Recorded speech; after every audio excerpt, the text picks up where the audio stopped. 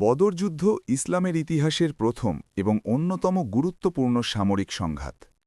এই যুদ্ধ কেবল একটি জয়-পরাজয়ের গল্প নয়, বরং এটি ছিল অল্প সংখ্যক মানুষের অদম্য বিশ্বাস ও সাহসের এক অনন্য দৃষ্টান্ত। নিচে বদর যুদ্ধের বাস্তব ঘটনা প্রবাহ তুলে ধরা হল। হিজরতের পর মক্কার কুরাইশরা মদিনার মুসলমানদের ওপর নানাভাবে চাপ সৃষ্টি করছিল।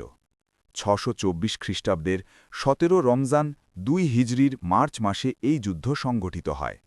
যুদ্ধের মূল কারণ ছিল আবু সুফিয়ানের নেতৃত্বাধীন কুরাইশদের একটি বাণিজ্যিক কাফেলা। ওই কাফেলাটি সিরিয়া থেকে মক্কায় ফিরছিল, যাতে মুসলমানদের মক্কায় ফেলে আসা সম্পদের ব্যবসা করা হচ্ছিল।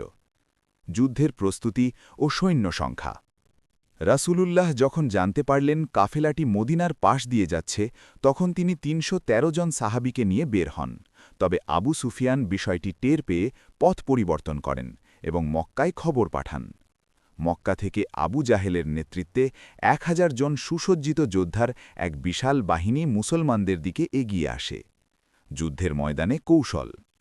বদর নামক স্থানে উভয় বাহিনী মুখোমুখি হয়।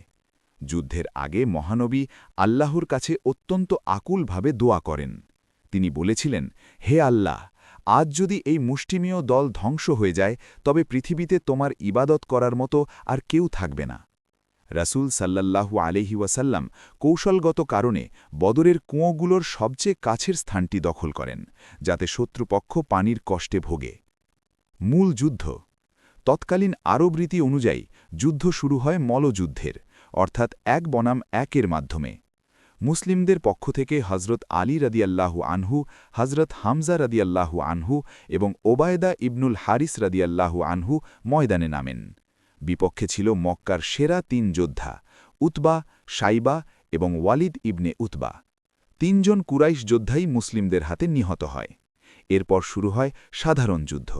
মুসলমানরা তাদের অটুট বিশ্বাস আর সুশৃঙ্খল যুদ্ধের মাধ্যমে কুরাইশদের ছত্রভঙ্গ করে দেয়। ইতিহাসে বর্ণিত আছে যে আল্লাহ তাআলা এই যুদ্ধে ফেরেশতাদের পাঠিয়ে মুসলমানদের সাহায্য করেছিলেন। অল্প সময়ের মধ্যেই কুরাইশরা পরাজিত হয়ে পলায়ন করতে শুরু করে। নিহত। কুরাইশদের ৭০ জন নিহত হয়, যার মধ্যে প্রধান নেতা আবু জাহেলও ছিল। বন্দী। কুরাইশদের ৭০ জনকে বন্দী করা হয়। শহীদ। মুসলমানদের পক্ষ থেকে মাত্র ১৪ জন সাহাবী শহীদ হন। বদর যুদ্ধ প্রমাণ করে দিয়েছিল যে সংখ্যার আধিক্য নয়, বরং আল্লাহর ওপর বিশ্বাস এবং সঠিক কৌশলই বিজয়ের মূল চাবিকাঠি। এই জয়ের ফলে মদিনায় মুসলমানদের ভিত্তি মজবুত হয় এবং আরবের বিভিন্ন গোত্র মুসলমানদের শক্তিকে সমীহ করতে শুরু করে।